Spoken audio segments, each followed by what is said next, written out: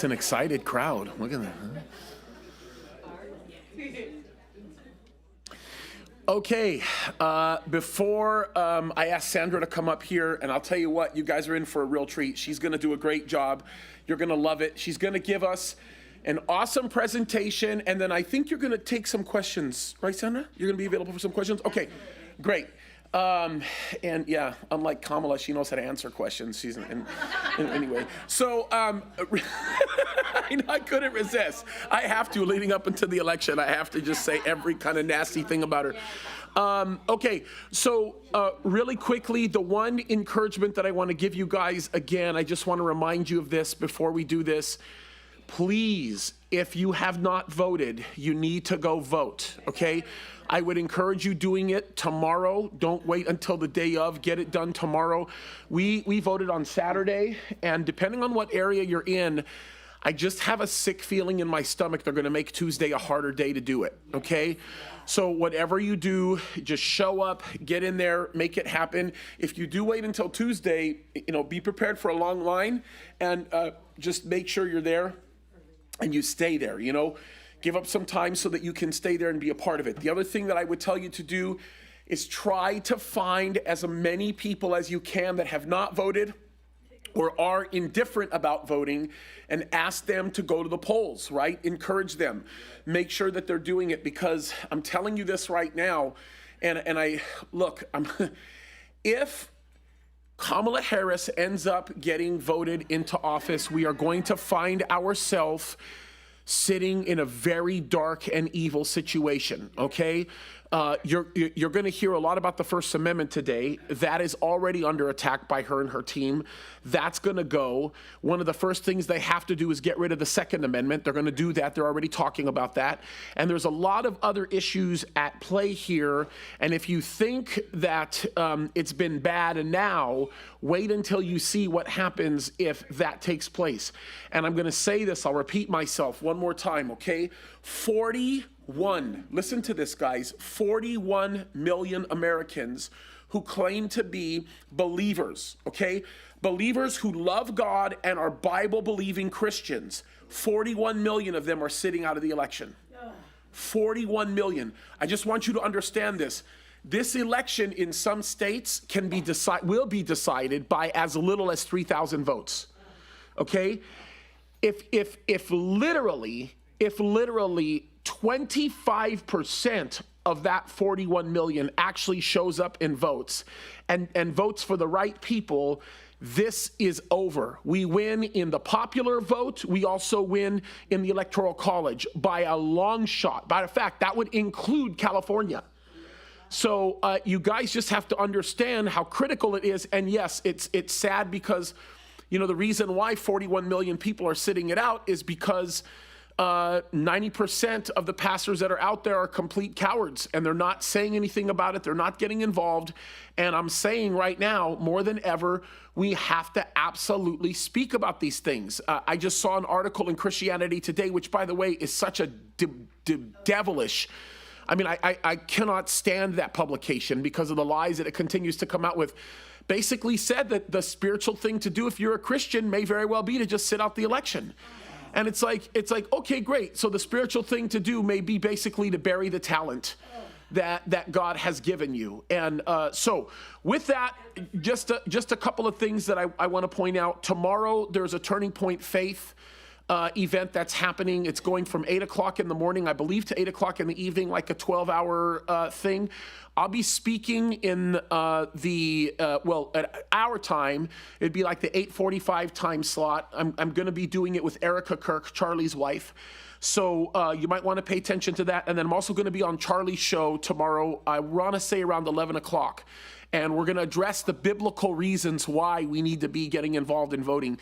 And we're going to talk about that. So pay close attention to what you hear here. I think Sandra's going to set a lot of things straight for you guys.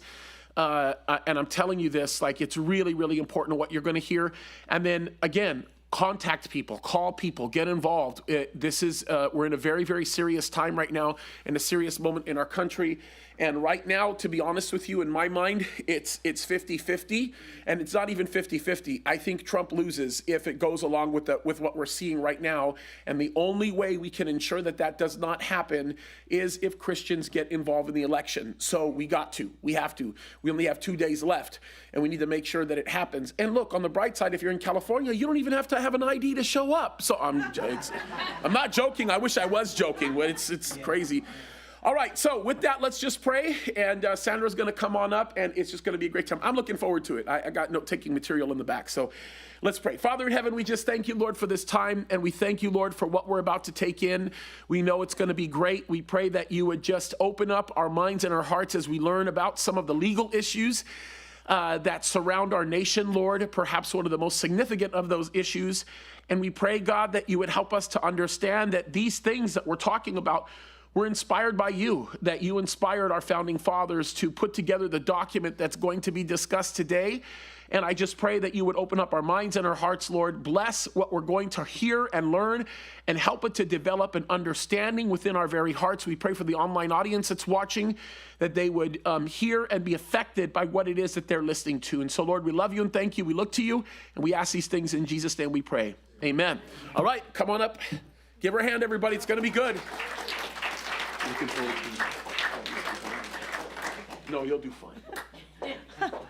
Well, thank you, Pastor James. I am so honored to give this presentation.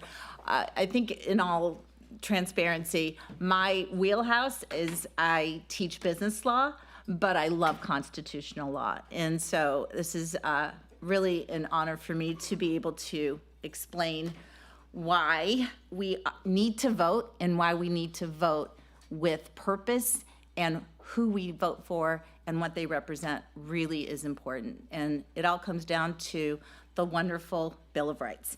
But what I want to do is basically have a format where I'm going to just really simplify what the Bill of Rights are. So we're going to start with that first question. What are the Bill of Rights? Now, the Bill of Rights are the first 10 amendments to the United States Constitution.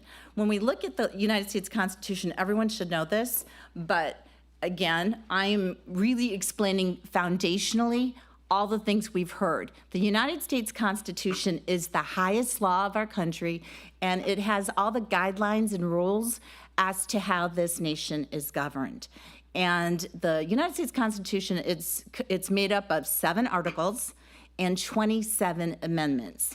The first 10 are referred to as the Bill of Rights.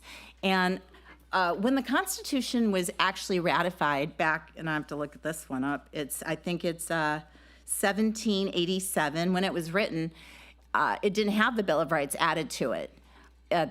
Basically, Alexander Hamilton and James Madison believed in separation of powers, and they said we need to make sure our Constitution has what we see today, the legislative branch, the judicial branch, and the executive branch, which is why I kind of blinked out on that, because do we really have an executive branch today? But we should have those separation of powers and checks and balances with it. But those were the Federalists. And the Anti-Federalists, we've heard of these names, Patrick Henry and Samuel Adams, they said, wait a second, we want to ensure that the individuals that live in our great nation actually have individual rights. So what they did is they weren't willing to actually ratify the Constitution until they added the Bill of Rights, and that was added about 6 months later. And I know that when people talk about the Bill of Rights, how can we have 27 amendments to the Constitution? Well, when the Constitution was drafted, we just had the Constitution, and then 6 months later, we had the Bill of Rights, which are the first 10 amendments that I'm going to go over shortly. And then after that, we had amendments 11 through 27. But the Bill of Rights are super special because these rights guarantee they are protected rights. And what that means is these rights cannot be taken away. They are individual rights that we have as citizens of this great land. And I think that many people a good starting point is to know the difference, because a lot of people don't know the difference between what a right is versus what a privilege is. A right is a freedom that is guaranteed, it's protected, which means it's IRR, irrevocable. The government cannot take it away from us, versus a privilege is something that is not guaranteed, it's not protected, and it's revocable, which means it can be taken. For example, a privilege is you can have a privilege to drive a car, but obviously that can be revoked depending on your bad driving record. But your right to vote, your right to protest, these are guaranteed protected freedoms, and these are what we call the rights that we're going to be discussing within the Bill of Rights. So I hope that's a good starting point for what we are going to do. And again, I think it's important, Pastor James touched upon this. The Bill of Rights was so important because it guaranteed that we had a way that we actually can tell the government what it can't do to us. And a lot of people don't think about that, but it's pretty important. There's a lot of rules and guidelines in the Constitution that really governs how this country should be run, which is great because it does have separation of powers. If this is all utopian, if this was actually in practice, the government should have a good check and balance system. But the bottom line is, we as people do not have individual rights without these set of special amendments that were added to the Constitution, referred to as the Bill of Rights. And so let's start by, I'm going to go through the Bill of Rights and give you a foundational understanding of each of those rights. And then I want to come back around and circle in and specifically target the First Amendment, because that's the one I think that's most widely recognized. It's the most widely used. And I think it's important that we know that we are affected by the First Amendment all day, every day. So let's start with the First Amendment, which is the most important, I believe, of our protected individual rights, which is the freedom of religion, the freedom of speech, the freedom of the press, the freedom of assembly, and the freedom to petition the government for our grievances. Okay? Our Second Amendment, we all know, is the right to bear arms. And I want to talk about this. There's so much disagreement today in today's culture as to what that means, but empirically, in its simplest form, we have the right to carry a firearm. For what? For protection against government tyranny. The reason it's number 2, it's because it's going to protect us if the government violates and abuses number 1, which is our freedom of speech, religion, press, petition, assembly. These are things that are guaranteed. So when the government abuses it, what else do we have other than to say, hey, you are now being authoritative, you're violating our guaranteed protected freedoms, so we have the opportunity now to protect ourselves. And that is why it's number 2 after the number for the First Amendment. It really does make sense. And when there's so much discussion as to why we should not have a right to carry a firearm, that has nothing to do with the Bill of Rights. The reason, it's clear, we have that right to protect us from government tyranny. Let's take a look at the Third Amendment, which is really the only amendment that has no application today. It was the amendment that basically forced the colonists to house British troops and soldiers in the time of war. And without their consent, they were forced to house them. It was completely unfair. And for this reason, it's really of no purpose today. So we don't really have to worry about the Third Amendment. But let's talk about the Fourth Amendment. This isn't a very important one. I think a lot of people are familiar with the Fourth Amendment. It is a guarantee against the government to conduct what we call unreasonable searches and seizures. Now, everyone hears about it, but what does that really mean? Well, the government cannot unlawfully just come in and search your person or property and take your stuff. There has to be a protected way of doing this, but you see what's going on. And I think as we go through these individual amendments, it's important for everyone to really think about, has this been violated? And when has it been violated? We see the abuse of our guaranteed protected freedoms every day. And you think about it, unreasonable search and seizure. You don't have the right as a government to come in and take your stuff. You have to go through the legal process. You go to a judicial officer or a magistrate. They have to give you what's called a search warrant, and that search warrant has to be based on probable cause in order for the government to come and search and lawfully seize your property. So these are, again, a very protected right that we see being abused quite often. And we have to get back to a place where the Bill of Rights and the Constitution represents the fiber of this country and what it stands for, because we see in today's culture so many actions of people in leadership that are just the antithesis of what this country represents. So I think learning foundationally what we are voting for, what we are fighting for, what our fellow countrymen and women have fought for and shed their blood for is going to give us, I think, a true in-depth value as to why we are proud to be Americans and why we have to get back to that very spirit. So let's take a look at the Fifth Amendment, which everyone should know is due process of the law. Now, sadly, but truly speaking, we can use President Trump in any one of these areas and his rights. He represents who we are. Let's just put that on the table. We see him having his Fourth Amendment rights violated. We see him having his Fifth Amendment right violated.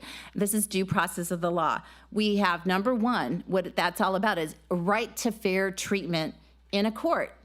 Okay, a fair treatment in a court. A right to a grand jury if you're accused of a federal crime, and you cannot be tried twice for the same crime. Have you ever heard of the word double jeopardy, the two words double jeopardy? So that if you're innocent in a crime, you can't be tried twice for that same crime. And have you ever heard of I plead the fifth? You know what that means? You have the right to remain silent, and you don't have guaranteed protected right. You don't have to testify if you don't want to in the court of law against yourself or any other testimony. That is your right under the Fifth Amendment. And you also have what we call eminent domain protections. And this is something that we see getting abused quite often. It's when the government actually comes in and just kind of seizes your property. And they use the excuse saying it's for public purpose, it's for a better good.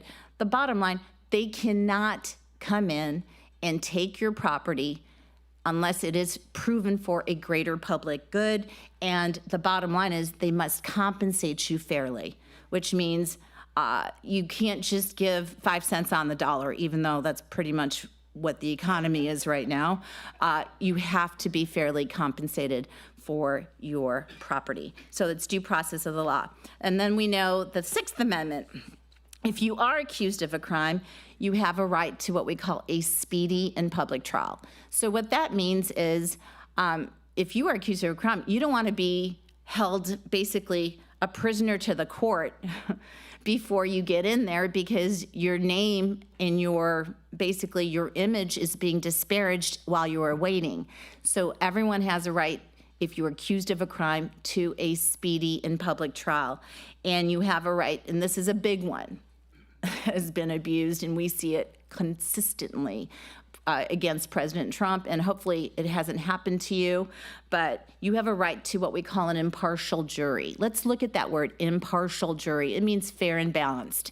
And that does not mean you get stuck in a New York State court handpicked with attorneys that have complete biases against you, with a jury that wants you already convicted without even hearing anything you have to say. That is not fair and balanced. We have not seen fair and balanced and impartial in any of the proceedings that our former president has been involved with. He represents our Bill of Rights.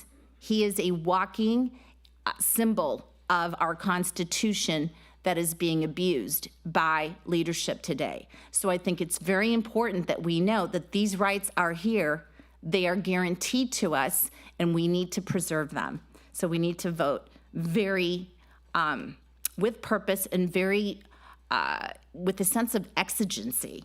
And I think it's super important. The more people that realize that we have these rights, they're to be treasured, they will step up to the plate, I really do believe, and vote to protect them.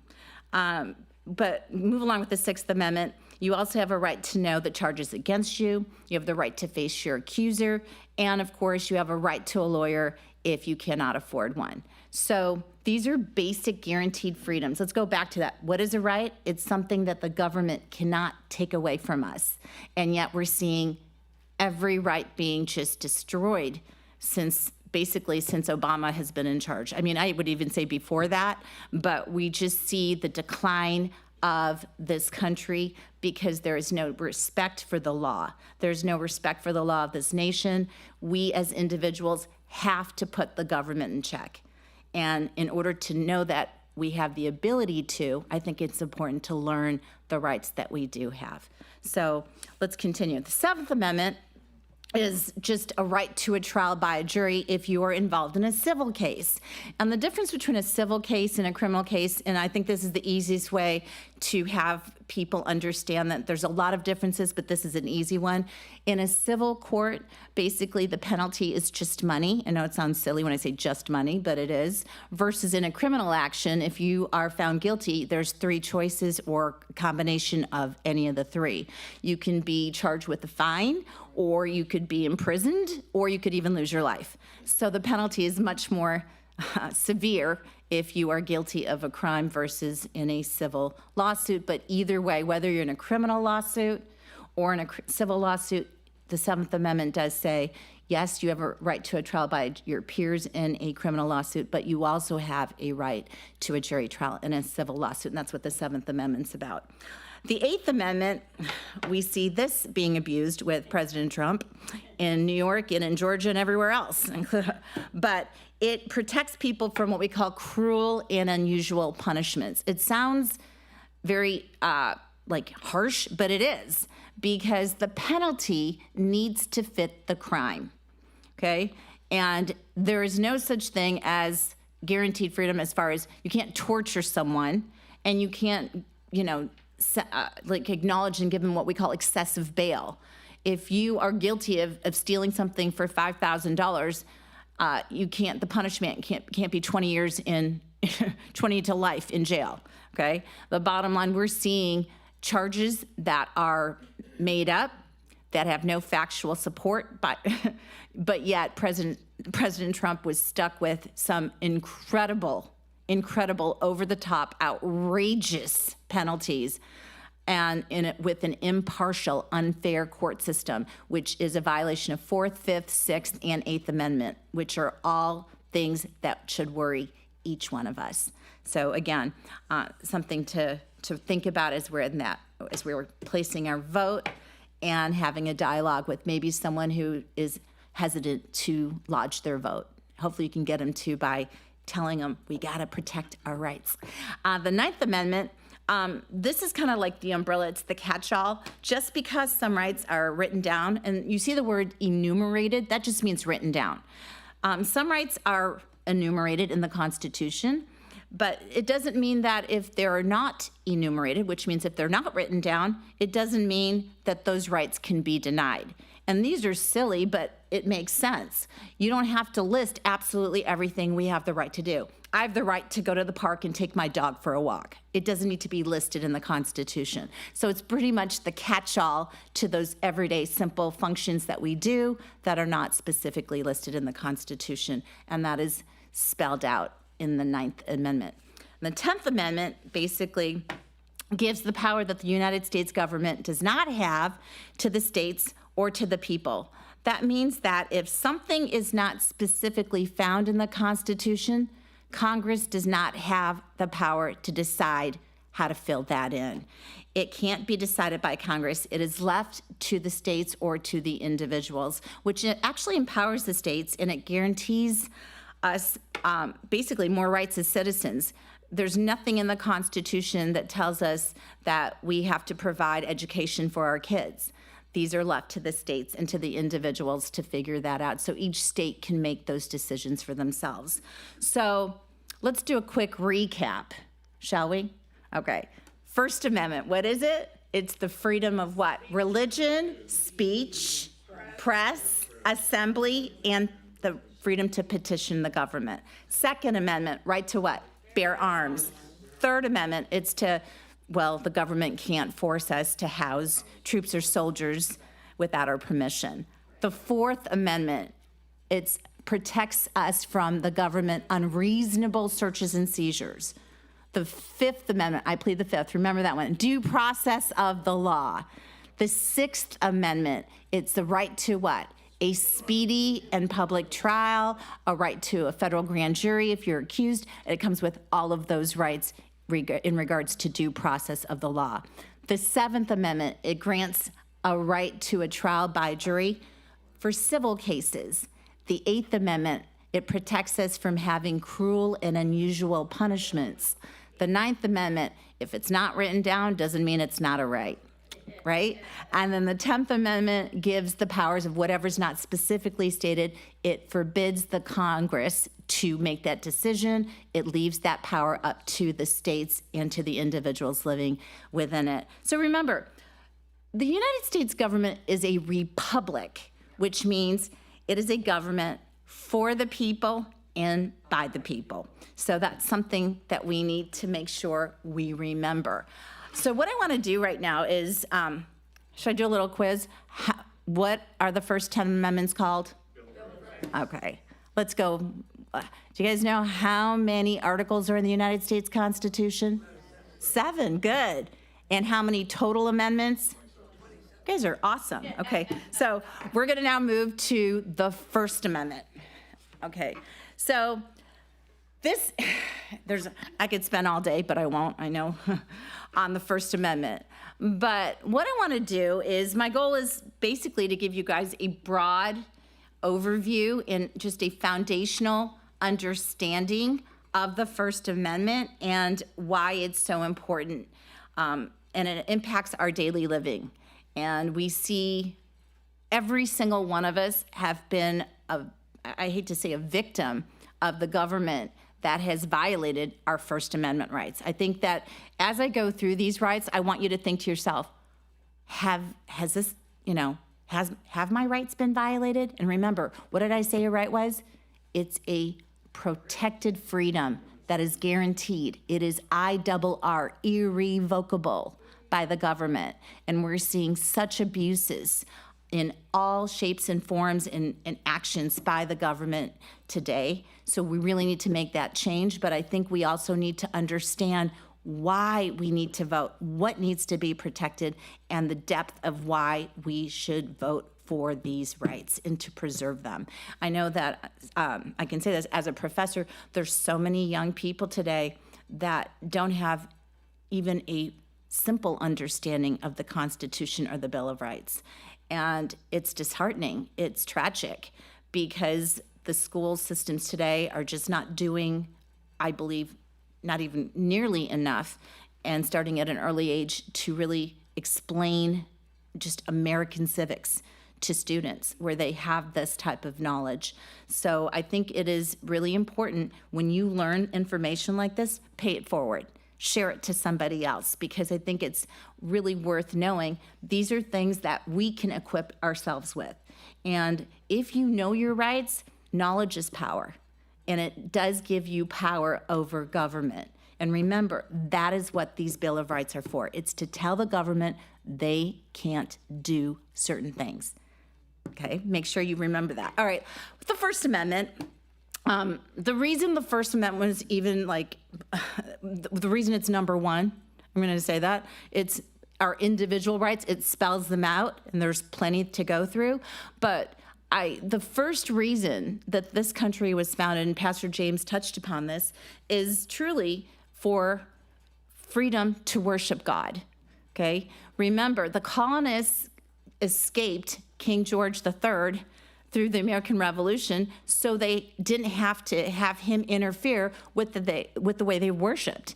I mean, there was various forms of Christianity, but King George says, no, I want you to do X, Y, Z. And if you didn't follow in line, you were going to pay the price. And the biggest reason our beautiful country was founded is for freedom to worship God, our Creator, under Christian values. And that's something that we have to go back on. If you look at, I don't know if people ever study just currency anymore because everything's done digitally. But if you take a look at your dollar bill, what does it say? In God we trust. And this is important because God was the cornerstone of this country. And as a result, the First Amendment, one out of the five, the first one up is freedom of religion. So let's talk about it. Now, in terms of legal terms, I try to break this down really simply. I hope that it's making sense to you, but it's called the Establishment Clause. And what that says is the government will not establish an official religion in the United States. It doesn't have the power to do that. And it will not pass a law that favors one particular religion over another. This freedom protects our right in public or in private to practice your faith. It also gives you the right to have no faith at all if you don't want to. But the bottom line is the reason that freedom of religion and this guaranteed protected right is number one is because it was the heart and reason why our country was founded. And we see so many problems today in our expression of our faith and how our faith is being attacked, especially Christians. And I know that we can all have stories as to one thing or the other, but we have that protected right. And it's terribly disheartening when I see that people don't utilize our guaranteed freedoms to protect themselves. I can say I'm proudly, my religious exemption through my faith in Jesus saved me and protected me from losing my job as a professor. Why? Because it was my choice. I didn't want to get the vaccine.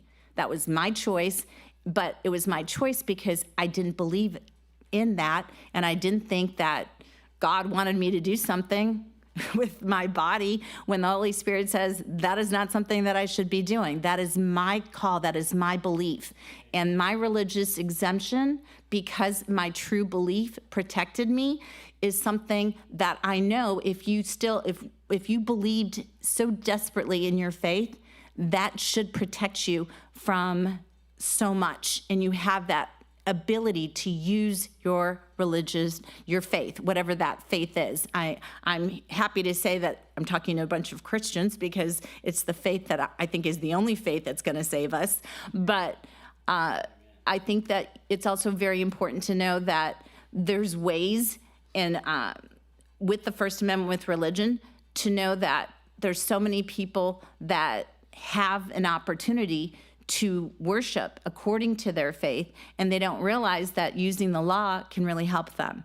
I know that if you were employed, and I know with Pastor James, he had to go through a lot to keep the church open during the pandemic, and it's because he was using his First Amendment rights, and he securely, with protests from the government, was still staying open. And this is something that I think people don't realize.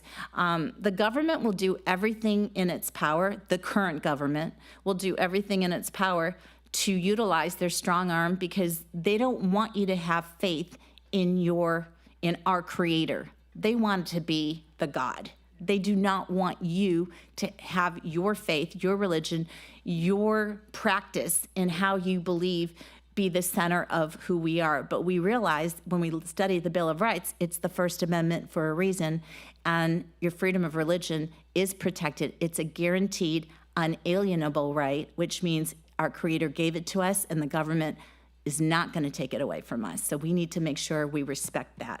Obviously, when we elect officials, we can only do what we think is with purpose. We try to pick officials. They don't have the authority to have Christianity be the religion, again, like I said, of the United States. But what they can do, if you elect Christian-based leaders into positions, that they can use their faith to make policies that really will help preserve and protect our rights. So I think that's really important to know with the First Amendment. Then we also have Next up in the First Amendment is the freedom of speech, which is basically should be called the freedom of expression. The simplest way to explain freedom of speech is to understand that we have guaranteed freedom to articulate our opinions, to articulate our ideas without fear. This is important. We should not have fear of government retaliation. We should be able to freely articulate our opinions and ideas without fear of government censorship or without fear of legal sanctions by the government. Think about that. I mean, it's unbelievable. I've been shut up by many different platforms, and just for having an opinion. That is absolutely insane, because I have the right to own my thoughts. I have the right to have my opinion and my ideas. Please know that if you understood your rights, you will stand your ground. Do not be fearful of using the knowledge that I'm even explaining to you today to make sure that you can stand up for yourselves. This is really important to actually why we go through this, to understand it. But understand with the freedom of speech, government censorship is a big deal. You understand that. This is why Elon Musk joined the team, okay? We are for team freedom of speech. It's unlikely bedfellows what we're seeing today. We've got RFK Jr., Tulsi Gabbard. We're getting Elon Musk to join the Trump ticket. There's a reason for that. I don't even believe today that there's such thing as a true Republican Party, because we see just fake Republicans, and we see the Democrat Party is not the traditional Democrat of yesteryears. These are, I don't know what you call them, far left Marxist. I mean, I don't know, but they are not any people that are in leadership are not there to preserve our constitutional rights. I think when President Trump joined with J.D. Vance and he got Elon Musk aboard, there's all these people that are just basically, they're patriots. That's what they are. This is a team of patriots that really want to preserve the very rights that are guaranteed to us through the founding document of this country, and it's being disseminated in our very eyes. Just going through the freedom of speech, how many times can you just really reflect and think about it? Have you had your freedom of speech violated? I think every single one of us could shake our heads and go, well, yeah, that has happened to me. It's very important that we vote with purpose. So, but again, freedom of speech is not just unlimitless. There are limits to it. We can't create speech that would incite violence or true threats of endangering somebody, or speech that is obscene or child pornography. I'm telling you things, and you're like, I've seen it all, and they're allowing it all in. And wait for it, freedom of speech, there's an exception to it. It's called defamation. Can you even believe that? They say that's the limit to freedom of speech, yet we're seeing defamatory material all over the place in today's society. Every day we're seeing actual defamatory speech being touted as free speech. And that is absolutely unacceptable.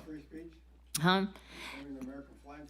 Actually, burning the American flag is free speech. It was not considered free speech when I was growing up, okay? This is how times have changed. But unfortunately, it is seen as an expression of someone's right to disagree with this government, which is a tragedy. Basically, we all have the ability to express our opinions and say whatever we actually want to. This is truly what this particular amendment represents, without fear of the government arresting us or jailing us. But do we really at this point? This is what's scary. Do we really? The true purpose behind the First Amendment, specifically the freedom of speech, was our ability to criticize the government and complain about it. Because we as citizens, if they're not doing their job, what did I tell you that the Bill of Rights was for? We get to tell the government, hey, you can't do that. And that's really what it was meant to do. But we see such censorship, something like gag orders. I think we all know what that is. We're seeing the Constitution completely being abused. So it's very, very disheartening, but I pray that everyone wakes up, and if you haven't voted already, like Pastor James said, vote with purpose, vote with intention, and realize your vote does matter. Let's still make our vote matter, because it is one of the rights that we still have. Let's preserve it so we can protect and defend all the other rights that are being abused. We also have, this is a rich one, okay, freedom of the press. Oh my goodness.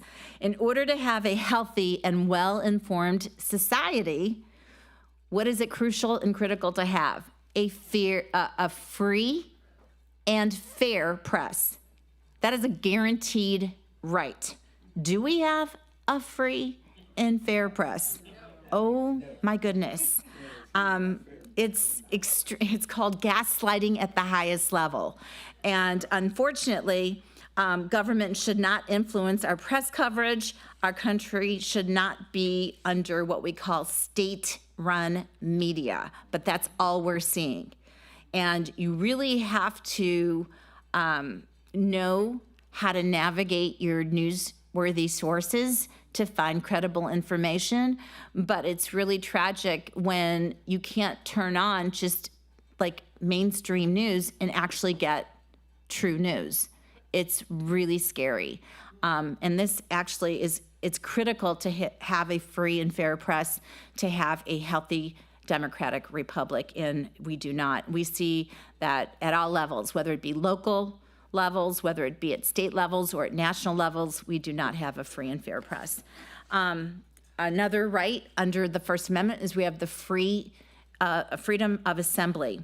We as individuals have protected right to gather and peacefully, publicly assemble, particularly to protest. This is our right as Americans. As long as we don't infringe on the rights and hurt somebody else, we have that right to do that. And I think where this particular right really has not been evaluated properly, and we see that today, is the protests that were so anti-Semitic in the colleges. You cannot, and again, this is strictly from the Bill of Rights under freedom of assembly. You can't place people in harm. We had Jewish college students that feared for their life when other students were chanting from the river to the sea. That is an anti-Semitic slang, and it's harmful. It does incite fear to those who are our Jewish friends. So nothing was done about this. And it is just so outrageous that the guaranteed protections that we have within the freedom of assembly weren't even being respected. So this is something that should concern every single one of us. Then we also have the freedom of petition. And what that means is we as citizens have the right to complain to the government. We have the right to advocate our concerns, and we have the right to go to our elected officials and say, I want this to change, put it down. We have a right to file a lawsuit against the government. These are all guaranteed freedoms and rights. What I think is interesting is that everything that I've explained to you, I think that we're all sitting here looking at each other saying, okay, I understand that you just went through the Bill of Rights and explained the rights 1 through 10. And I think every single one of us has said, those rights are being violated nonstop. This is something that should concern absolutely everybody. And it doesn't matter what side of the fence you're on, because you're not going to have anywhere to protect yourself. If you simply disagree with the government, you're going to have a very hard time defending what you believe in, period. And this is the whole foundation of why this country is. I just hope that by going through these rights, that I help provide some sort of, it's just like a very broad, I hope a very general understanding of what these rights represent. And court rulings, though, I want to tell you, have varied on some of these rights over the past years, dealing with the limitations of them and the extent to which those rights exist. But my hope is that each of you truly learn to appreciate what is on the ballot box today. It's like they're trying to chop away. They're just like, let's go, let's get rid of this, let's get rid of this. And the government really has an interesting way of making their citizens lazy. They put up something else, like, look at the shiny object over here. Meanwhile, what's happening is your rights are just being destroyed over there. And no one is saying anything because the knowledge is not there, once again, because we do not have a free and fair press. There's so much to unpack as to why all of these things are happening, but the bottom line is it all comes down to this country is being governed by, I believe, leaders that are faithless, okay? And this is a big problem, and I'm very honored to be able to share what we have to look forward to as far as what we're trying to defend, preserve, and unite together with. I think that when we take a look at the Bill of Rights and realize how important it is to vote for candidates who will uphold these rights and respect our Constitution, and from the very start, think about it. The reason we're even here in this great country is because our right to freely worship. And we want to support candidates that really represent those true values that this country was founded on, which are Christian. And I believe that with prayer, a lot of prayer, no matter what happens, we know we've got God in our hearts. Jesus lives there. I know we'll be fine, but let's try to make this country truly back to its roots, make it great again. Like President Trump says, we need to make sure that our youth have those same rights and privileges that we had while we were growing up. We need to pay it forward. It's our duty to grow this country in a way that represents the heart of America. So I really hope that you learned a little something, and I'd be happy to answer whatever questions I can if you have any for me. Any questions? Yes. What is the actual job of the Supreme Court? Are they separate from the administration? Okay. And why don't they step up for the American people, knowing that this is common law? This is the Bill of Rights. Okay, it's a very valid question. I can speculate. I can't really think for them, but I can tell you how it should be as I'm sharing with you that these are all the way things should be and how things aren't working. But the Supreme Court itself is our judicial, just so you know, the United States Supreme Court is our judicial branch. It has 9 Supreme Court justices, and the way they get on there, the president, if it's 9 Supreme Court justices, but they have the best job security. It's job security for life unless they want to retire. But they are actually selected by the president, and they have to have a ratification through the Senate in order to approve to be a Supreme Court justice. But we have 9 Supreme Court justices, and they represent the judicial branch. Their job is to interpret the laws that are sent to them from Congress. And now Congress is made up of the House of Representatives and the Senate. The House of Representatives, basically the more populated states, you throw in more people from California than you would Rhode Island, because it represents the populace of those states in Congress. But Senate, now that is that's kind of like the balancing factor. Everyone has 2 senators from each state, and the House of Reps makes up Congress, which is referred to as the legislative branch. So what the legislature should do is make laws that are there to benefit and support their constituents, which is we, the people that live in the states. I don't believe that's being done. In fact, in California, no way, okay? But the bottom line is the legislature, they legislate, they make the laws.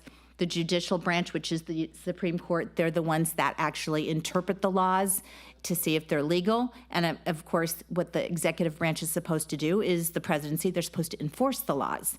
And there's checks and balances on each. And your question is one that I think is super, I'm bewildered by it, because as the U.S. Supreme Court, they don't have to wait around. And this is, I'm sure, where you're referencing to. I am so amazed at the non-action or non-activity of the United States Supreme Court in many of the things that are happening. And their silence speaks volumes of what is happening. Now, again, this is pure speculation, but I'm sure that there's a lot of pressure, if you know what I mean, on those justices, and I don't know. I don't have an answer for that because they have the ability to step up right away and say this is unconstitutional. I pull my hair out. I think, why aren't they doing something? Because I, like you, know that things that have been happening in society, in just trampling over the Bill of Rights, not just for us as citizens, but clearly what's going on with President Trump is completely just so unconstitutional. There's not even that's like make-believe. I don't even know what's going on. But I don't know. And that's what scares me, is the fact that I don't know why that they are not stepping up to the plate. That was my question too. I'm supporting your question by saying I don't know either. They should, they don't. And one more thing on the Third Amendment. Why is it that we're kind of like not worried about that? Because The reason, military thing, but today, in today's rule by this administration, they put out that any soldier can kill any American citizen. Nowadays, they can do that. okay, well, it's, Or whether they protest or what are they doing? no, I think that is like, what is that? Department of Defense 34 or something. It just came out about a week and a half ago.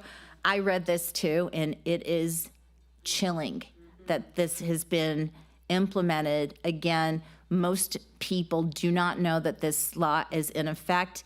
The Biden-Harris administration put this out that basically if you're not following the government policies, they can impose that the military can actually kill you, shoot to kill. This is never, just let me repeat this, this has never been done in American history. So this tells you, no, that's not part, I'm sorry, let me answer that. That is not part of the Third Amendment. Let me clarify what, so thank you for, you brought that up and it scared me. But the Third Amendment, it really is not, it's about where, it's when we don't have we now as citizens here, we do not have to house the military without our permission. That's all it is. And so it's really a moot point. But it has nothing to do with the militia taking us out if we don't follow government policy. Yes, this is, I mean, please know this. I wish that the people in charge, along with every branch that we have built with the Constitution, actually followed the Constitution and the Bill of Rights, because we wouldn't be in this mess. But I get so frustrated because I sit there and I look at, it's so obvious to all of us. Like, this is just, it's wrong. It's unconstitutional. You can go down the list. And sadly, I don't have an answer to that. I'm as perplexed and as concerned as the rest of us. So all I can say is we need to get this country back to the way it was as intended by our republic. And in order to do that, we have to vote with integrity, with purpose, with knowledge, and bring as many people to understand what's at stake.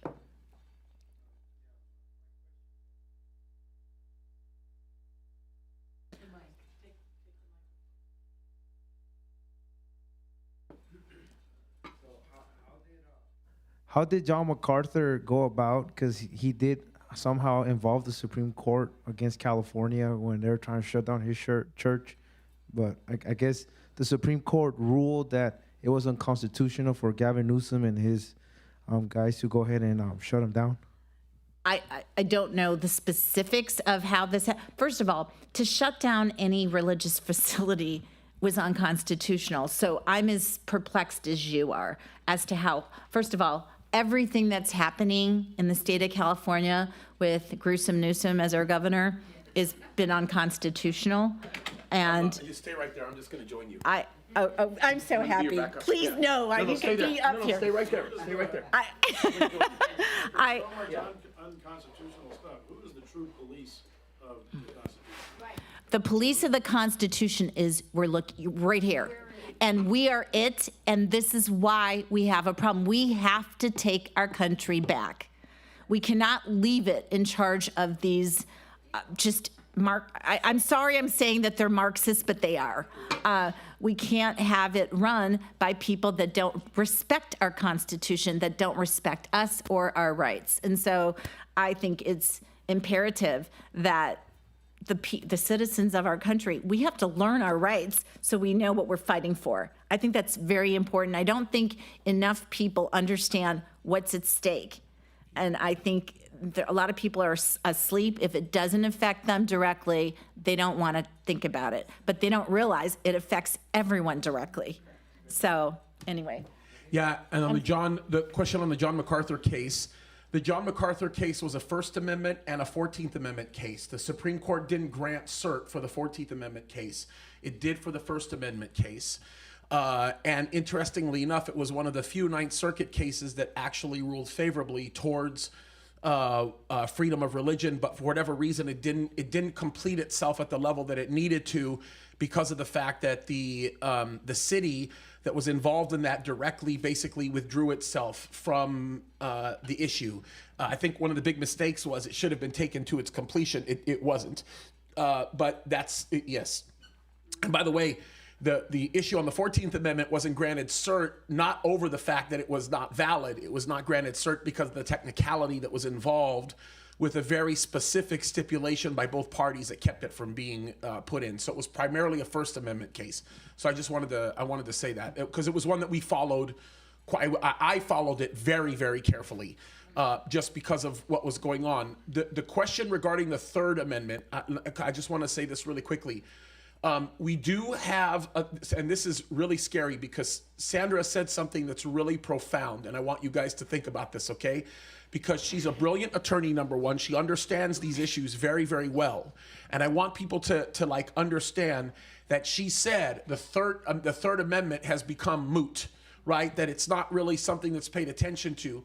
And she's right in one very important respect, and that is we don't really have any solid case law that ties to the Third Amendment other than the 1982 case. I think it was the Mglob case.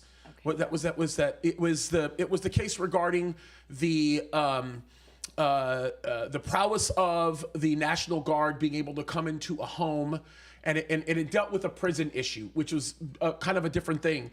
But I'm just going to say this really quickly because it's far out, and a lot of constitutional attorneys might laugh at me if I say this. But I will bet you that the Third Amendment will become very valid soon. Because of what they're doing with the military. Yep, she gets it. Yeah. She gets it. And she gets it. The whole thing about this new DOD imposition of the military can actually take out American citizens on our own soil if we go against government policies. Yeah. It is unbelievable, and I understand that if I can see where they could make an avenue for the Third Amendment to become very ripe. Very quickly. Because if we have a bunch of brown shirt nonsense happening, you could very well easily invoke the Third Amendment and not being able to grant access to your home, and that could be a very, very serious issue. By the way, I want to say this. This is like really important. Up until about maybe 100 years ago, what we're doing right now is what the church used to do on a regular basis. They used to gather together as people, and they would have experts come up and talk about this stuff and have this conversation. And it's dead. Like we're not seeing it much happening anymore. I mean, there's some really good guys that are doing it, but it's not happening nearly as much. But yeah, you're right, and it is scary because it's funny when you're mentioning the Third Amendment. I was thinking, yeah, you're right. It's moot right now, but it may not be so moot. You're right. Is that town hall meetings? Is that what it was? More than that. I mean, the church wasn't even really a town hall. When the church got together, especially in the early founding of our country, this is where they gathered. Like literally candidates would show up in church services and would make their case in front of church bodies. As a matter of fact, up until about 100 years ago, you couldn't even hold office in this country unless you had formal Bible training.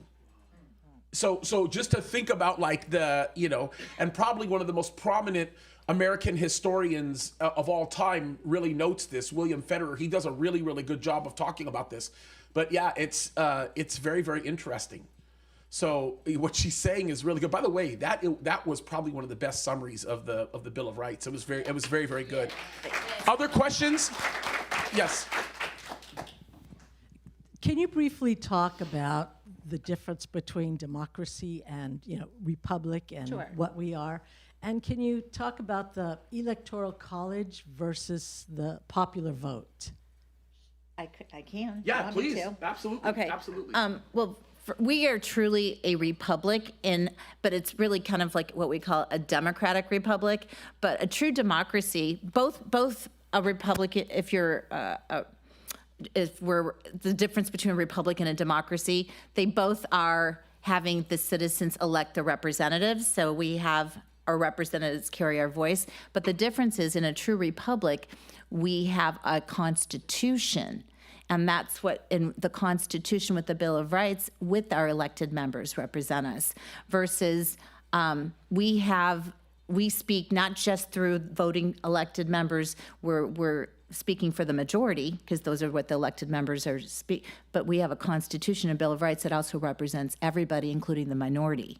See, that's important. In just a true democracy, they don't have that Constitution. So what you're getting is vote through representation with your leaders, basically just the elected people representing the majority, but the minority vote is neglected. So that's the biggest difference between, I would say, Republican and a true Democrat. Yeah, and this is a conversation we have all the time when you see a president who wins the popular vote but doesn't actually win the office, or vice versa. And the reason why this is so critically important is because of the construct of a constitutional republic makes it so that every single American's voice is actually heard. And what that does is it keeps particularly heavy populated areas that have very specific needs from becoming the majority rule in how the needs of the country are met. So if you think about it, you might have a group of people that live on the West Coast that have no need for farming equipment, that have no need for anything that deals with tax money that might come in for snow-related problems or different types of things. And if laws get written only with the majority ruling in California, for example, or New York, then all of the people that live in between those two coasts, in essence, will not be able to get the correct representation. As a matter of fact, what's interesting is they're trying to fix that. They're trying to play games with that. And this is where the whole illegal alien thing comes in. Because what they're basically trying to do is they're trying to mess with the game. So people think, well, what's the big deal? Most illegal aliens aren't going to be able to vote. You're right. Now, obviously, we saw Virginia. We saw what happened there. We saw a few other things take place. But here's where loading up different states with illegal aliens come into play, and where it becomes really big. Think about it with respect to congressional powers. Think of it with every single state gets a certain amount of representatives and I'm talking about the legislative branch, that in essence make the decisions for the betterment of the country or for the whole country. So the way that they're trying to play the game is they're taking these illegal aliens, the borders are completely open, and what they're doing is they're taking these illegal aliens and putting them in swing state type areas, or areas that don't have significant representation tied to them because of the lower population levels. That's why you're seeing them showing up in places like, Idaho or Georgia, or, one of these places that don't have the same type of dense populations. So what happens is you get them thickly and densely populated in these areas, then you run the census. And then when you run the census, what you do is you create new numbers for that area. And let's just say, for example, in the Dakotas, you might have, which is, relatively conservative or staunchly or strongly conservative, you might have, 4 representatives that run that area. And let's just say you go ahead and now you start to densely populate that area. Okay, now you have area or room for more representatives, right? But you won't see them do that. What you'll do is you'll see them populate the areas that is a Democratic stronghold, for example, right, where the Democrats might be. And that way, let's just say you've got 4,000 people that's in this one area, and you want more representatives to be able to do this, then they'll stick in there 1 million more illegal aliens. So now you have 1 million illegal aliens, you get 15 more representatives, and all of those representatives are going to be elected by people who are strongly Democrat leaning or leftist leaning, they vote these people in, and all of a sudden you are now writing laws because you have the majority rule in Congress, and they're trying to do the same thing with the Senate. So that's where this can become really scary, and that's why our founding fathers created things the way that they did. And that's why citizenship is really critical, because if you go back to even the writings of the Federalists, or the Anti-Federalists for that matter, Yes. you can find writings even as early as the federal papers that talk about why it's so important that even when you conduct census, that you are looking at United States citizens. As a matter of fact, this was the reason why, just so you understand, this is the reason why early on in the Constitution, they actually limited how many people can count when it comes to slaves. That's why a slave didn't count as a whole person. Believe it or not, the reason why they did not allow a slave to count as a whole person was because slaves couldn't vote. And the people that cared about abolition did not want the slave to count as one person, because if they counted as one person, then all of these areas in the South that had slavery would be the prominent decision makers, and you would never be able to have slavery abolished because you had so many people that were represented in that area that you'd have representatives that would rule favorably. So if you were in the South and you had 5,000 slaves and you needed more representatives to rule favorably, you just go buy 5,000 more. And so when you started, in the Constitution, when they were counted as not a whole person, that was an attempt that was made by many of our founding fathers to honor the referendum that was created in the inception of the Constitution to eliminate slavery. So this is why I get really upset when people talk about, we're the racist country and, all of these men from the very early beginnings wanted to remove that stuff. So this is where the debate of where, 2/3 a person came from, that's exactly where it came from. And it's the same problem that we're facing right now with the population of these areas. And this is why the difference between a constitutional republic and a democracy is so significant, okay? The founding fathers knew that democracies were more inclined to become socialist or communistic nations, which is why they avoided themselves from it. This is why they were so big on that, because they knew that even monarchies came from places like that, where those structures moved in that area. And King George III, as you heard Sandra talking about, was a big problem. He's the one that drove all of this. So these are the technicalities that don't get discussed a lot, and we're not teaching this to people in history. Civics, you're certainly not having these discussions. We're not even having these civics No, classes we're anymore, not, are we? sadly. You would know, you're a professor. You know exactly how it works. So yeah, so that's the answer there. More questions? We'll take a few I more. just want to tag on this. It's really important to know that the legislature, the whole Congress and the House of Reps were trying to pass a bill to require you have to be a citizen to vote. Guess what? 198 Democrats said no. Yep. That'll tell you volumes as to why, Yep. if they believe in the Constitution. Yep. Right then and there, that'll give you everything you need to know. And real quickly about the Electoral College, we should all value the Electoral College. Amen. Because it's really important to know that you don't want just the populace. If it could be all of California and we'd be done, So it's important to have that check in there. So anyway. Okay, I have two questions. First, California, they've made it a law, Newsom signed it into law, that you can't ask somebody if they're a citizen or, the right to vote, whatever. What do we do about that? And number two, this new thing where the military can come and shoot me dead if they want to. What do we do about that?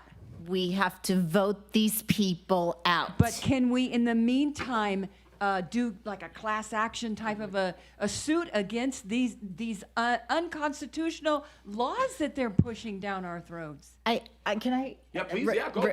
Okay, I'm going to say this because Victoria knows where I'm going with this. Sad, and I don't want to scare anyone, but when the Constitution has a self-destruct clause made in it. It's embedded in the Constitution.